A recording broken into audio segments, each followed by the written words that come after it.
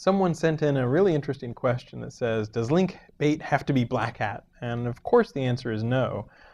There's plenty of white hat ways to make really interesting link bait, because link bait is just something that people want to link to. So an example can be a resource, open source software, a good service, something that's got a gimmick or a hook that people really like, so they share it with their friends.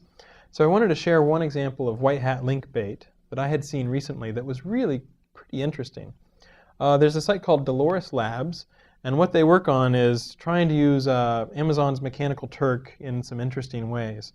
So for example, they took the top 200 people on Twitter, and this was a little while ago, so I don't know if they got Ashton Kutcher and CNN and all that, but you know, Barack Obama, Kevin Rose, they got me on the list, Guy Kawasaki, and they said, okay, on Mechanical Turk, Amazon's Mechanical Turk, we're going to give, you know, each person some of his recent tweets. You know, what are the tweets that this person is doing on Twitter?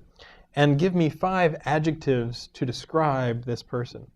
And it's really pretty interesting. So for example, you know, for Matt Cutts, I think it was like several different things: snore, programmer, knowledgeable, and cute. So I'll sort of take the cute to cancel out the snore.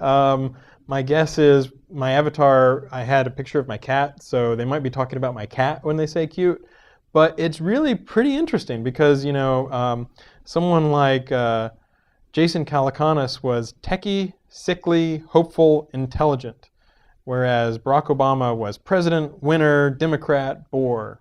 And so there's all sorts of, you know, like really fun things where people paid these people on Amazon's Mechanical Turk to say, okay, tell me about these top Twitterers. Now, as far as link bait goes, this is really addictive, right? Because how can you not be interested in this if somebody's talking about you and what are you like? Guess how much they spent on this? They said it was about $25. So, you know, all these people who are like, you have to go buy links, you have to go spend a ton of money on viral conversations. No, sometimes it's as simple as just coming up with a really creative hook.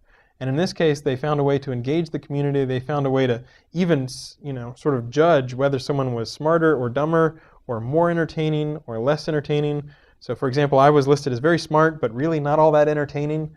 It's kind of fun to just look through, and it's very addictive to talk about who are the top people on Twitter and what are they like.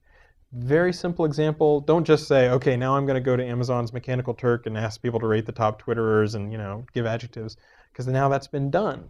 But if you come up with your own creative idea, you can often fund that idea for very little money, come up with something that people want to link to, add to the conversation on the web, not just, you know, repurpose or republish or rehash old ideas or old opinions, and give something that people get excited about. And that's the sort of way that you can really attract links.